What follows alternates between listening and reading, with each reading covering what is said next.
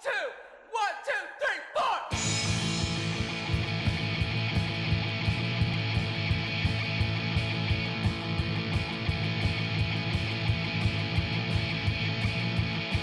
Why do we fight without a reason? Why do we lay on the law? Why do we never change the season? Why do we heed your call? Who's got an answer to the question? Who's got an answer to the greed? Who got a natural reaction? Who wanna plant the seed? How do we keep on killing? How do we keep on dying? How does the blood keep spilling? How is it love? Hello, North Nation Podcast. I'm Michael Schwalm, and what you just heard there was an intro of one of many songs produced by a senior of ours, Jack Kankowitz, who since the start of COVID has written, produced, directed, edited, and even starred in his own movie. The Grooves is a mockumentary-style comedy that takes place in current times following the lives of a former rock band. The film is set to release its first trailer in early 2021, but for now I was able to conduct an exclusive interview with this outstanding student.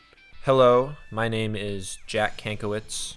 I am a senior at Liberty North High School in Liberty, Missouri, and I made a movie. Why do we fight without a reason? Why do we lay on the law? Why do we never change the season? Why do we heed your call? Who's got Took a lot of COVID precautions when filming the movie. Back in March when we started, and the whole pandemic was like just kind of, everybody was kind of, back in March, everybody was kind of panicking about COVID and nobody really knew what was going to happen. Everybody was staying in their house. We had the lockdown and stuff. At that time, my movie kind of took a backseat because, I didn't think I'd be able to do it. The script I had written originally, the first draft of the script was very much not COVID friendly. It involved a lot of going into buildings, riding in cars, stuff like that. So I had kind of for a while I was just kind of thinking to myself oh, I'm just not going to be able to do this. And I'd kind of come to terms with that. It sucked and I was sad about it, but I didn't want to have to risk the health and safety of others to just do that, so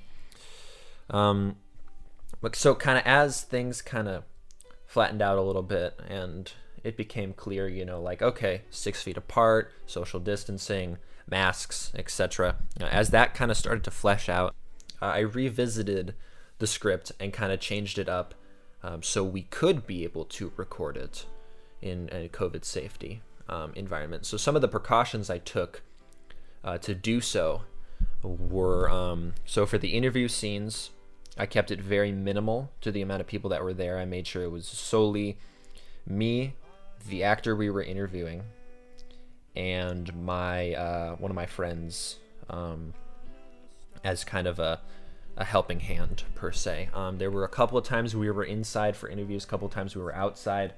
When we were inside, we had masks on, and we made sure to sit more than 6 feet away, especially because we were inside for a room for a little longer. And luckily, all the rooms that we were in and interviewing and stuff were very big rooms, so we were able to sit far away from each other.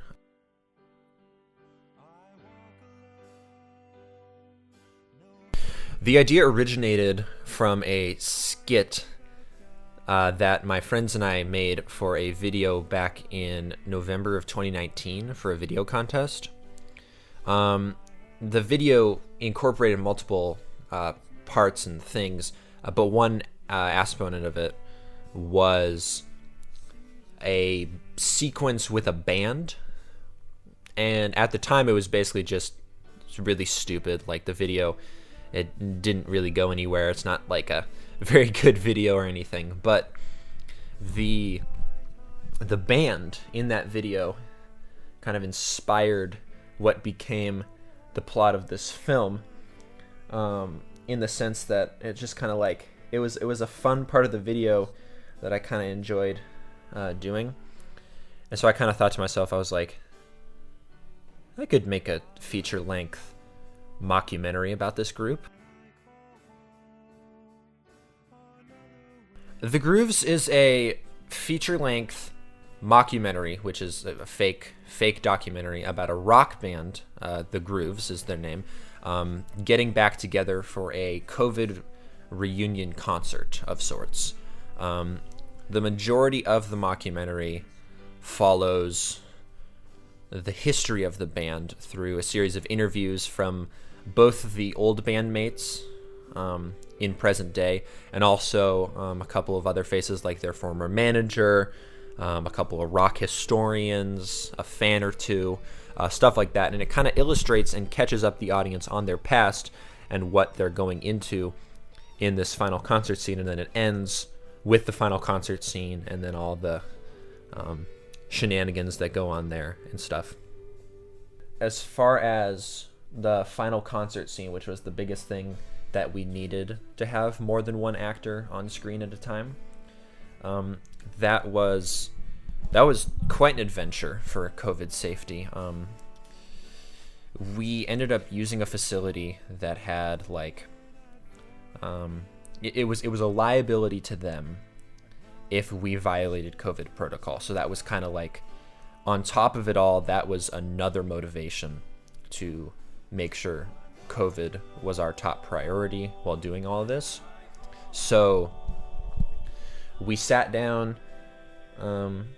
me and my assistant director, and we came up with a plan on how to make sure like we had as few actors at a time as possible in the space.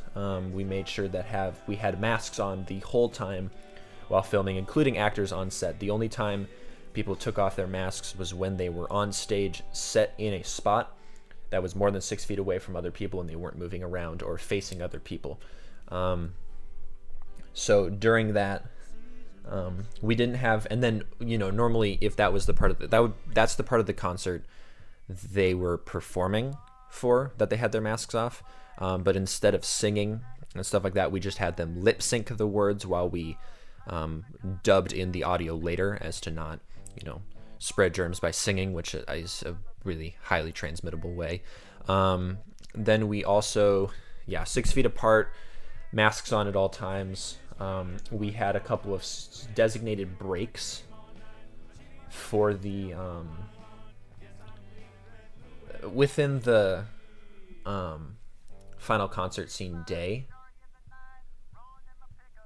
that we kind of just we took some breaks during the final concert scene day to let the space air out, where we all kind of vacated the building and people went to go get lunch at various places and stuff like that, but we all kind of just let the space air out. I think those are the main precautions we took.